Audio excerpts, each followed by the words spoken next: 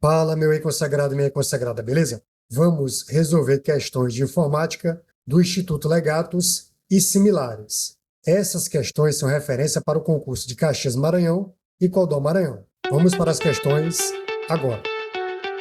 Então vejamos aqui a primeira questão que diz assim: são considerados dispositivos de entrada e saída, também chamados de dispositivos híbridos. Observa que ele quer saber quais são os dispositivos híbridos de entrada e saída. Então, o monitor sensível ao toque, ele é um periférico de entrada e saída. A impressora multifuncional também é de entrada e saída. O pendrive, ele é de entrada e saída. E a placa de rede é de entrada e saída. Gabarito, letra E.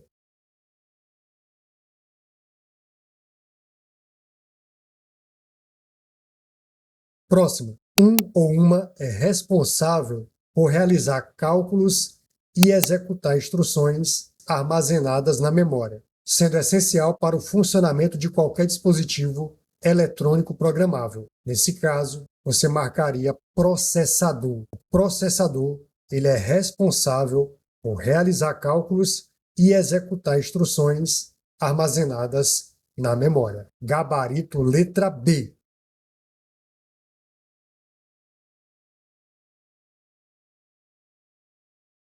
Próximo. É um tipo específico de software que está incorporado diretamente no hardware, sendo responsável por controlar e executar funções básicas e essenciais do dispositivo. Então, esse programa, pessoal, específico, está incorporado diretamente no equipamento, ele é um firmware, programa que já vem da fábrica. Então, vejamos, o firmware é como um manual de instruções embutido em um dispositivo eletrônico. Ele é um tipo especial de software que fica gravado diretamente no hardware, como em chips, e é responsável por fazer o dispositivo funcionar corretamente. Exemplo simples: no controle remoto, o firmware sabe como enviar o comando para a TV quando você aperta um botão. No celular, o firmware ajuda o botão de ligar e desligar a funcionar antes mesmo de o sistema operacional iniciar. Como funciona? Ele é como um manual de instruções programado no dispositivo, ensinando o que fazer. Diferente de aplicativos que você pode instalar ou apagar, o firmware normalmente já vem no dispositivo e só é atualizado quando necessário. Em resumo, o firmware é o software essencial que permite que o hardware de um dispositivo funcione corretamente. Sem ele, o dispositivo não saberia o que fazer. Dessa forma, você marca o gabarito, a letra C.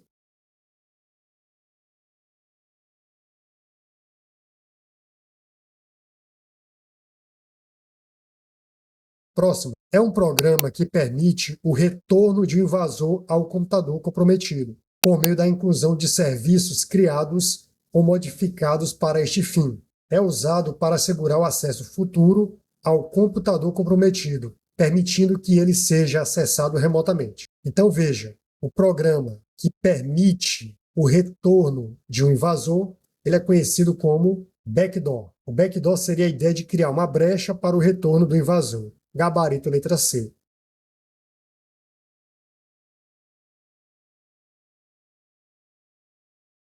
Próximo. É um tipo de programa destinado para monitorar as atividades de um usuário, capturando informações como senhas através de captura de tela, geralmente sem o conhecimento ou consentimento do usuário. Então, observe o seguinte: esse programa que vai monitorar as atividades de um usuário seria um spyware. O spyware, pessoal, ele tem as suas divisões. Ele pode ser um adware, que vai capturar dados através de anúncios falsos. Você tem ainda os keyloggers. Os keyloggers, pessoal, eles vão capturar dados através da digitação feita em teclados físicos. E a espionagem através de captura de telas são feitas através do screen logger, que são os programas que irão capturar telas. Ok, pessoal? Nesse caso, programas que monitoram as atividades de um usuário, capturando senhas através do print screen da tela, seria o screen logger. E aí você marcaria o gabarito, a letra D.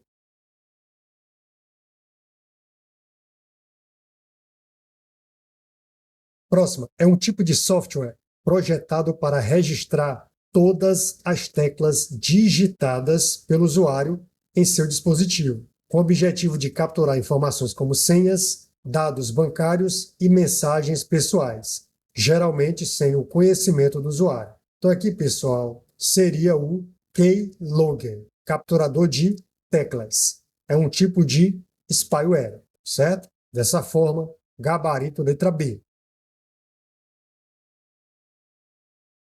Próximo. É um programa projetado para coletar informações sobre o usuário, como hábitos de navegação e dados pessoais, sem o seu conhecimento, e enviar essas informações para terceiros. Aqui, de maneira genérica, seria o spyware, e aí você marcaria letra A. Você memorizaria, projetado para coletar informações sobre o usuário. Beleza, pessoal?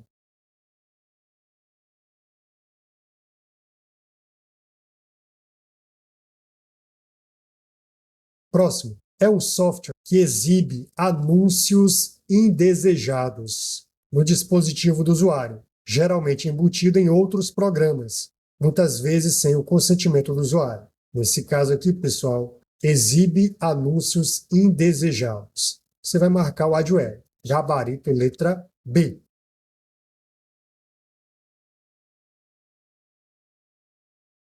Próximo, analise os itens abaixo sobre como a memória cache do computador contribui para o desempenho geral do sistema. Então vejamos o seguinte, a memória cache é uma memória de alta velocidade localizada dentro ou próxima ao processador. Sua função é armazenar temporariamente dados e instruções frequentemente acessados, reduzindo o tempo de acesso à memória principal, à memória RAM, e aumentando a eficiência do sistema. Apesar de pequena em capacidade, ela é extremamente rápida e essencial para melhorar o desempenho do processador.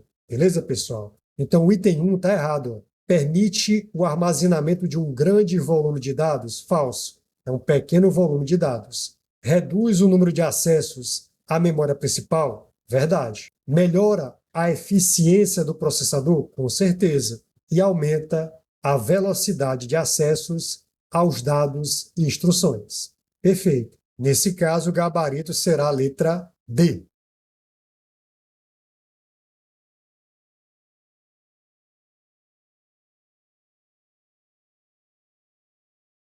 Próximo. Qual atalho no Microsoft Word é responsável por alinhar o texto selecionado de forma centralizada? Então vejamos. Ctrl Q é alinhar à esquerda. Ctrl G, alinhar à direita. Ctrl J seria justificar e Ctrl S seria sublinhado. Para centralizar, você pressiona Ctrl E, gabarito letra B.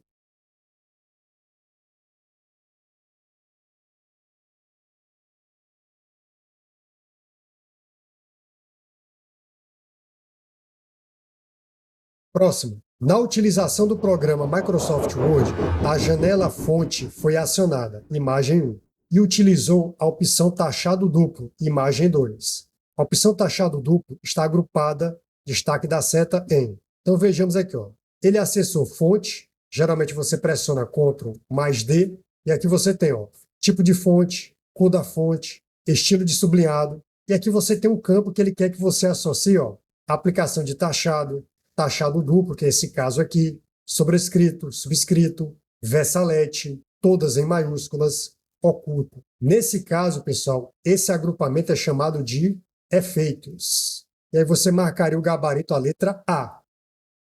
Agora veja o seguinte, o que seria esse efeito versalete? O versalete, no Microsoft Word, é uma formatação de texto que transforma todas as letras em maiúsculas, com uma diferença. As letras que seriam originalmente minúsculas são exibidas em um tamanho menor do que as maiúsculas. Tá aqui um exemplo. Texto normal, texto em versalete. Olha como é que ficaria. As letras ficam maiúsculas, mas as letras que são originalmente minúsculas ficam menores do que as maiúsculas. Observe que as que eram efetivamente maiúsculas ficam destacadas aqui. Dá para perceber, né?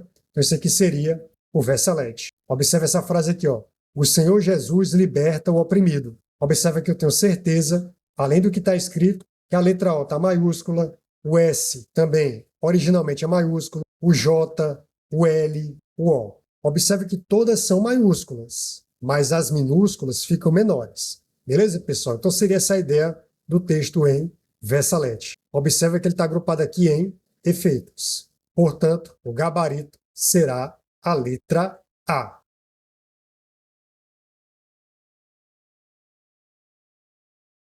Próximo. A imagem foi extraída da ferramenta Microsoft Word. Observe que ele está destacando aqui a guia Layout. Ok, pessoal? E aqui você tem, configurar a página. Tranquilo? É possível realizar através dessa guia chamada de Layout o quê?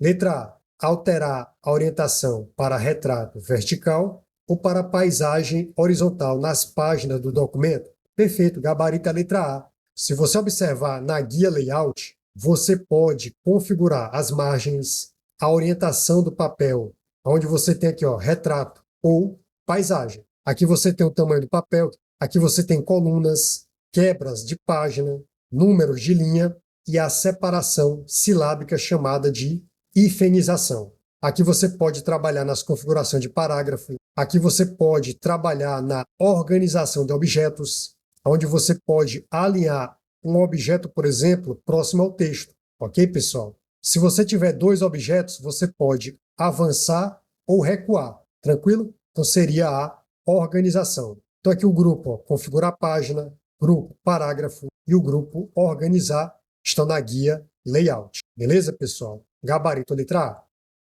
Letra B. Alterar formatação, como recuo de texto, cor e tamanho da fonte. Aqui seria a guia página inicial. Ok?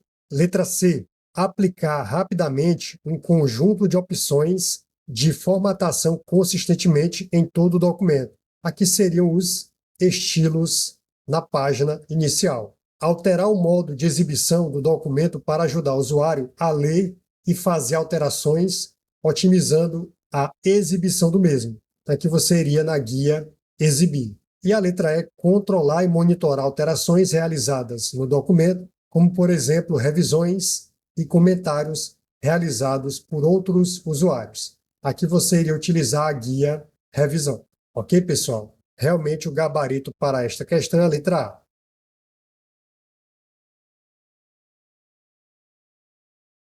Próximo. Na ferramenta Microsoft Word, qual das seguintes opções permite inserir uma quebra de página manual no documento? Quebra de página por padrão, você pressiona Ctrl mais Enter no teclado, beleza? Então vejamos aqui o item 1. Selecionar Layout no menu principal e escolher Página em quebra de página do botão Quebras. Então olha só, isso aqui está correto. Ó. Quando você vai em Layout, você vai perceber que você tem o botão Quebras, e aqui você tem quebra de página. E aí você pode quebrar a página, que é o mesmo Ctrl mais Enter. Tranquilo, pessoal? Então aqui estaria correto o item 1. Então seria verdadeiro. Item 2. Ir para a guia Exibir e escolher layout de impressão. Tem nada a ver isso aqui, está fora. Item 3. Selecionar e inserir no menu principal e escolher quebra de página. Observa que isso aqui é verdadeiro. Tranquilo, pessoal? Na guia Inserir, você consegue acionar a opção de quebra de página. Observa que no grupo Páginas, você tem a opção de quebra de página, que é o mesmo Ctrl mais Enter. Tranquilo, pessoal? Nesse caso, são corretas o item 1 e 3, gabarito letra E.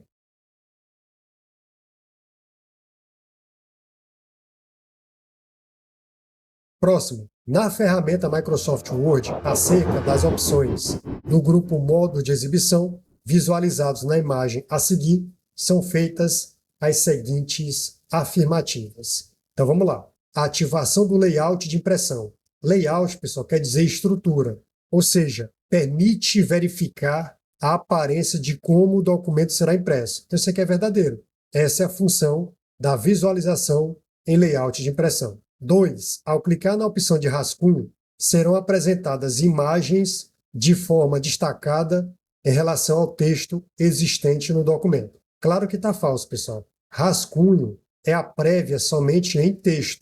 Não aparece imagens. Você consegue ver sua tabela, o texto que tem nela, mas imagem não. A ideia é visualizar o rascunho de texto. Ok, pessoal? Então esse item estaria falso.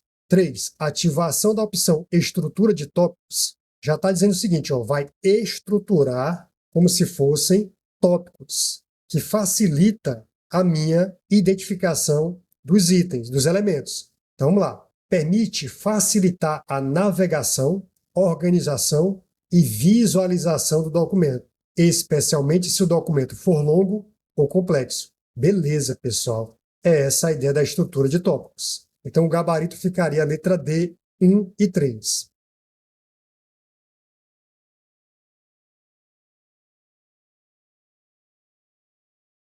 Próximo. Na ferramenta Microsoft Word, as opções de plano de fundo da página, apresentada na imagem a seguir, são acionadas através da guia. Então, observa que a guia, pessoal, é a guia Design. Então, você marcaria o gabarito aí, a letra A.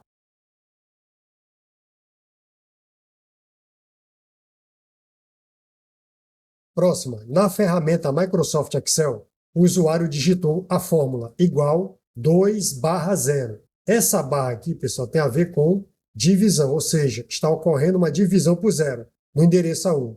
E a seguir pressionou a tecla Enter, resultando em... Observa que ele confirmou essa fórmula de uma divisão por zero. Como é que o Excel vai apresentar? Vai apresentar esse erro aqui, ó. Qual é o erro? Nessas células, aqui representa as células, ocorreu uma divisão por zero. E aí você marcaria o gabarito, a letra C. Deixa eu só apagar isso aqui, ó. Na letra A, esse erro de hashtag número ocorre, por exemplo, quando numa fórmula você não coloca o número esperado. Então, por exemplo, para a função maior, que caracteriza-se por buscar uma ordem, essa ordem tem que ser a partir do número 1, ou seja, tem que ser maior do que 0. Então, veja, no intervalo de A1 até B2, qual é o primeiro maior? Então, eu teria que colocar aqui o número 1. Então, seria o 90. Se eu colocasse o número 2, apareceria o segundo maior. Se eu colocasse o número 3, terceiro maior, e aqui seria o quarto maior. Observa que não existe a ordem 0. Tem que ser maior do que 0. Ou 1, ou 2, ou 3, ou 4 nesse caso. Portanto, se você pressionasse Enter, apareceria erro de número. Ok, pessoal? Na letra B, hashtag valor ocorre quando eu tento, por exemplo, somar uma letra com um número. Observa que ele vai dizer o seguinte, olha, isso não é um valor numérico. Então, estou tentando somar Q mais 3, não pode. Erro de valor. Tranquilo? Na letra D, pessoal, geralmente ocorre quando você utiliza a função procura valor. E naquela tabela, aquela informação não está disponível. Não disponível. Tranquilo? E na letra E, hashtag nome, interrogação, ocorre quando você digita o nome de uma fórmula de forma incorreta. Por exemplo, aqui era para ser soma. E aí você escreveu a palavra sona. Ele identificou que esse nome não existe na base de dados de funções. E aí ele apresenta hashtag nome interrogação. Tranquilo, pessoal? Então, para essa questão, o gabarito seria a letra C. Ocorreu nas células uma divisão por zero.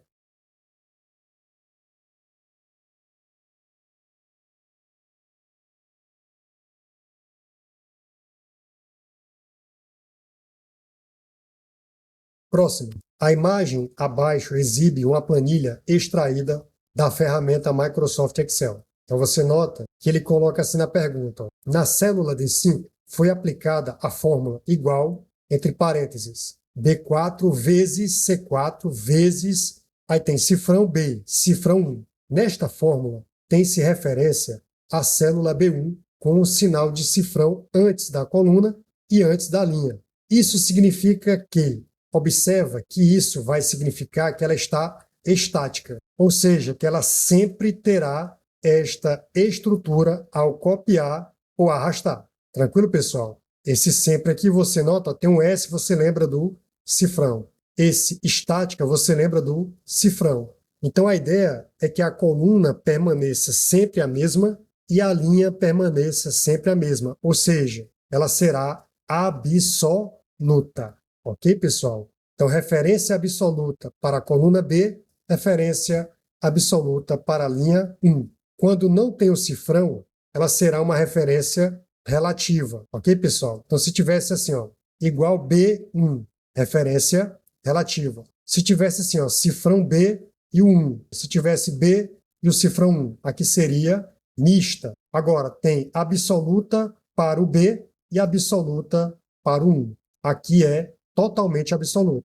Absoluta coluna, absoluta linha. Tranquilo, pessoal? Então, isso quer dizer o seguinte: se eu arrastar essa fórmula para as próximas células, essa estrutura permanecerá a mesma. Tranquilo? Então, vejamos aqui um exemplo. Vou apagar isso aqui, ó.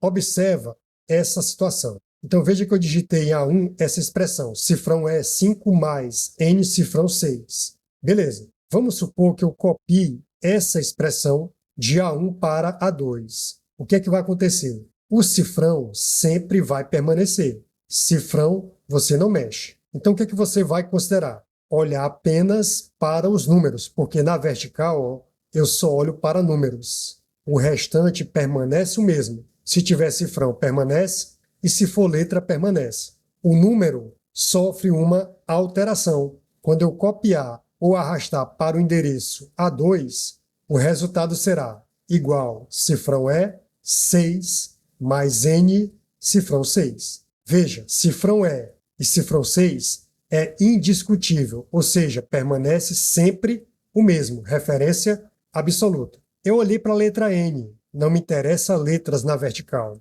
Na vertical, eu olho para números. Vejo que o 5 está desacompanhado, então ele vai alterar uma unidade, porque eu só desloquei uma unidade. 5 mais 1, 6. Agora vamos supor que eu copie essa mesma fórmula que está em A1 para B1. O que é que vai acontecer? Observa que na horizontal eu olho apenas para as letras que estão desacompanhadas do cifrão. Se houver cifrão, permanece. Ó. Igual cifrão é indiscutível. Número não me interessa, só me interessa a letra desacompanhada. Agora observa, o N está desacompanhado. Ele não tem um indicador de sempre. Ele não tem um indicador de absoluta. Então ele vai alterar, porque ele está na horizontal. Então vai ficar mais O. Depois do N vem o O. Então é importante saber o alfabeto. Aí cifrão, 6. É indiscutível, sempre permanece com o cifrão. O que o cifrão estiver junto, ele vai permanecer. Tranquilo, pessoal? Aí eu vou observar o seguinte: se for na horizontal,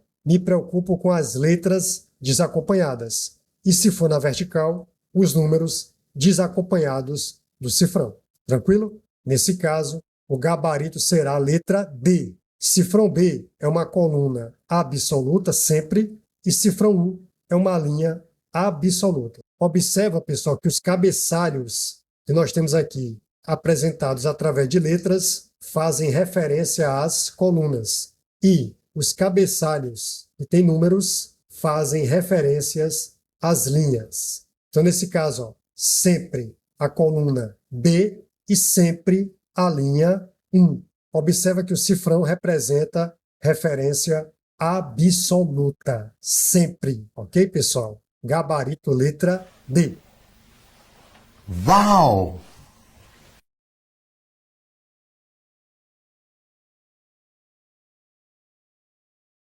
Próxima. A imagem abaixo foi extraída de uma planilha da ferramenta Excel e mostra um exemplo de uma célula contendo uma referência absoluta. Sempre no A, sempre no 1. Tranquilo? O que acontece quando um usuário copia ou arrasta uma célula contendo referência absoluta para outra célula no Excel? Ela vai permanecer a mesma. Lembra? Sempre permanece. Então você colocaria o seguinte: letra C. A referência absoluta permanece exatamente a mesma, independentemente de onde a célula é copiada ou arrastada. Ok, pessoal?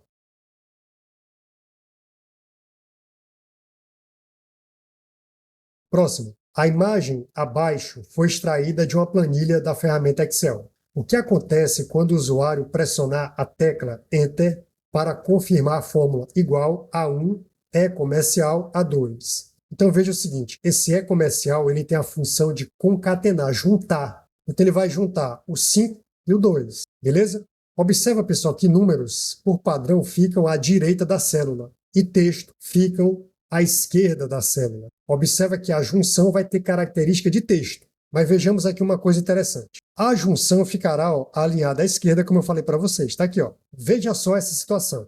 Observa, pessoal, que eu digitei aqui, ó, igual a 1 e a 2. Então ele juntou 5 e 2 e alinhou à esquerda. Característica de um texto. Eu também poderia digitar essa fórmula aqui, ó, igual concatenar, que quer dizer juntar. Ele vai associar, juntar A1, que vale 5, com, observa, esse ponto e vírgula representa o com ou i. Então ele vai concatenar o valor de A1, que vale 5, com o valor de A2, que vale 2, resultando em 5, 2. E ele vai alinhar à esquerda da célula, característica de texto. Ok, pessoal? Então, tanto nesse primeiro caso quanto no segundo caso, ele alinha à esquerda. Então, nesse caso, pessoal, perceba que eu quero fazer uma soma de A4 até B4, ou seja, 52 mais 1. Mas observa que eu estou utilizando aqui, ó, função soma. O que vai acontecer? Será que vai aparecer 53? Será que vai aparecer 52? Ou será que vai aparecer 1? Observa que eu estou pedindo uma soma do intervalo de A4 até B4. Observa que quando eu coloco soma, ele vai interpretar isso aqui como texto, e ele vai somar apenas 1, resultando com isso apenas 1.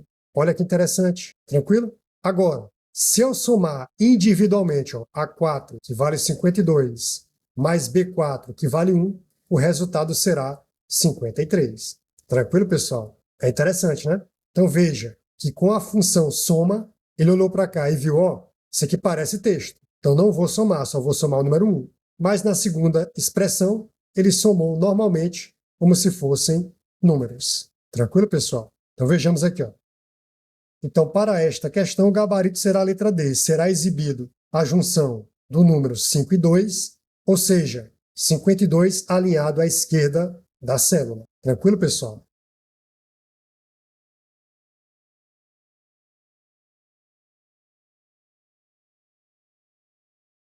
Próximo. Sobre o uso e finalidade de uma VPN, Virtual Private Network, ou rede privada virtual, analise os itens abaixo. Então vejamos aqui, ó, o que seria uma VPN? Uma VPN é uma Virtual Private Network, ou rede privada virtual. É uma tecnologia que cria uma conexão segura e criptografada entre o dispositivo do usuário e um servidor remoto. Essa conexão atua como um túnel virtual, protegendo os dados transmitidos contra interceptações, garantindo privacidade e anonimato online. VPNs são amplamente utilizadas para proteger dados sensíveis, navegar na web com maior segurança e superar restrições geográficas. Eu coloquei aqui para vocês algumas características da VPN: criptografia de dados, anonimato, acesso remoto, desbloqueio de conteúdo, túnel seguro, redução da vulnerabilidade, variedade de protocolos, economia de custos em empresas,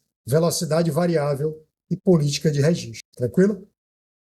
Então vamos aqui avaliar os itens. Item 1. Serviço que cria uma conexão segura entre um dispositivo e um servidor remoto. Perfeito, verdadeiro. Então a VPN ela cria um túnel seguro entre o dispositivo do usuário e um servidor remoto, protegendo os dados transmitidos. O item 2 possui como desvantagem o fato de que o tráfego de dados não é criptografado antes de chegar ao seu destino. Você está incorreto. Uma das principais finalidades de uma VPN é justamente criptografar o tráfego de dados antes de enviá-lo, garantindo maior privacidade e segurança.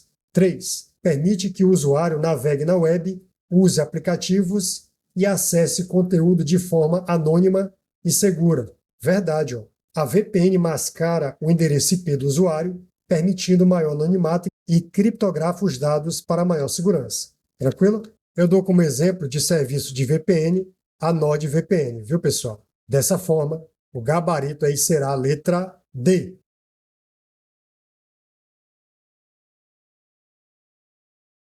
Então, pessoal, por aqui eu vou encerrando a correção dessas questões que servem de referência para o concurso da Prefeitura de Caxias e também de Codó, no Maranhão, onde esses concursos são elaborados pela mesma banca, o Instituto Legatos. Então, essas informações servem ainda para futuros concursos desta mesma banca, beleza? Baixe o material que está no link na descrição do vídeo, acesse o meu outro canal, que é o GEC Plus, onde eu resolvo questões de matemática, raciocínio lógico e outras disciplinas. E por aqui eu me despeço. Espero ver você nas próximas aulas. Até mais!